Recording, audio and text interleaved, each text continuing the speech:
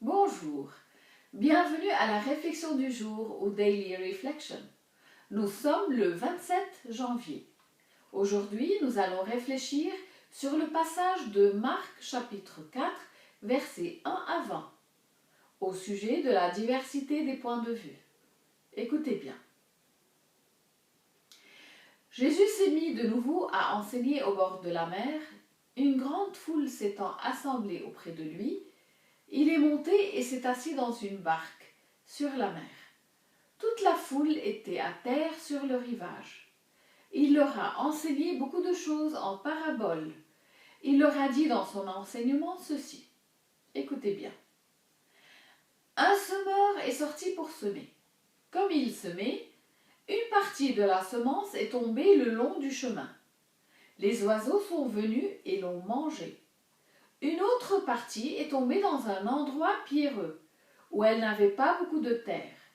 Elle leva aussitôt, parce qu'elle ne trouvait pas un sol profond. Mais quand le soleil apparut, elle a été brûlée et asséchée, faute de racines.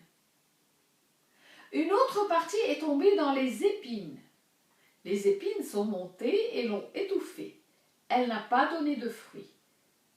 Une autre partie est tombée dans la bonne terre. Elle a donné du fruit qui montait et croissait, et elle a rapporté 30, 60 et 100 pour un. Puis il a dit, que celui qui a des oreilles pour entendre, entende. Lorsqu'il s'est retrouvé avec eux en particulier, ceux qui l'entouraient avec les 12 l'interrogeaient sur les paraboles. Il leur a dit, c'est à vous qu'a été donné le mystère du royaume de Dieu. Mais pour ceux qui sont dehors, tout se passe en paraboles, afin qu'en voyant ils voient sans comprendre, et qu'en entendant ils entendent sans comprendre, de peur qu'ils ne se convertissent et que les péchés ne leur soient pardonnés. Il leur a dit encore, vous ne comprenez pas cette parabole ? Comment donc comprendrez-vous toutes les paraboles ? Le semeur sème la parole. Les uns sont le long du chemin où la parole est semée. Quand ils l'ont entendue, aussitôt Satan vient et enlève la parole qui a été semée en eux. Les autres, pareillement, reçoivent la semence dans les endroits pierreux.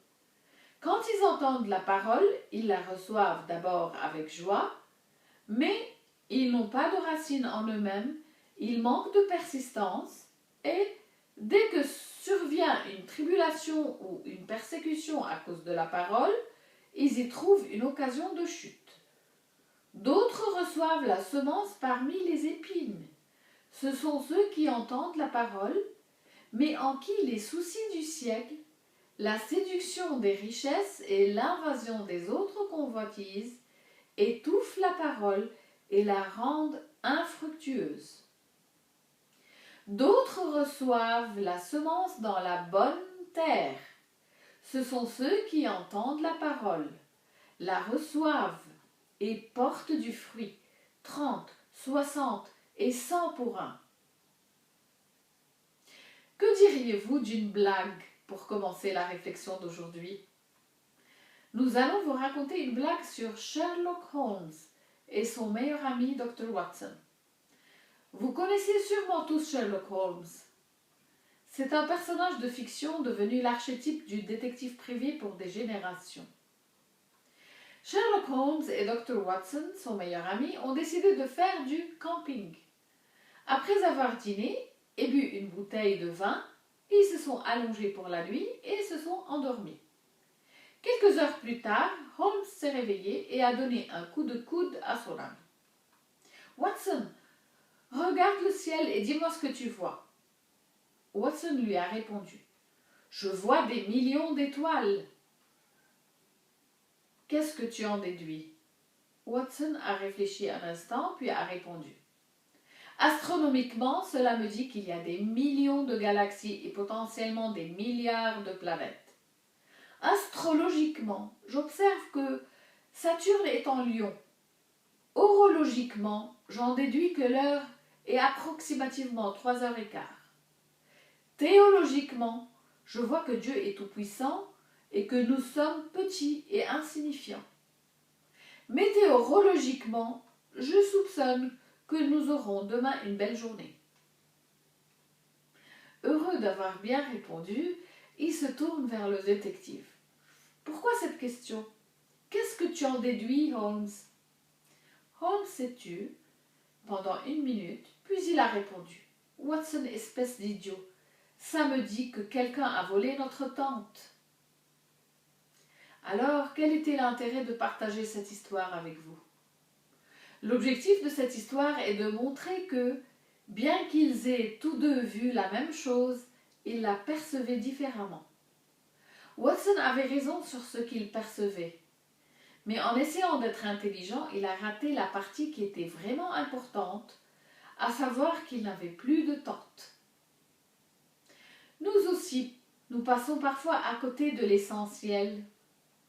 Toutes les connaissances que nous possédons encombrent notre esprit, de sorte que nous ne pouvons pas voir la forêt à la place des arbres. C'est pourquoi, lorsque Jésus racontait la parabole du semeur à ses disciples, il a expliqué que tout le monde n'entendait pas la parole de Dieu de la même façon. Seuls quelques-uns l'interprètent dans son véritable sens. Alors comment saisir le véritable sens des paraboles? Prenez en considération ces deux choses. Premièrement, la vérité n'est comprise que lorsqu'elle est perçue par des yeux spirituels. Comme l'a dit Paul, l'homme, par ses seules capacités, n'accueille pas ce qui vient de l'Esprit de Dieu. Pour lui, ce n'est que folie, et il ne peut pas comprendre, car c'est par l'Esprit qu'on examine toutes choses. 1 Corinthiens 2, 14. Deuxièmement, le Christ est la clé pour ouvrir nos yeux spirituels. Seuls ceux qui ont une relation avec le Christ auront accès aux vérités du ciel. Comme l'a écrit Paul, en Christ se trouvent cachés tous les trésors de la sagesse et de la connaissance. Colossiens 2, 3. Par conséquent, rapprochons-nous de Jésus et laissons-nous guider par le Saint-Esprit. Alors, nous ne passerons plus à côté de l'essentiel. Amen.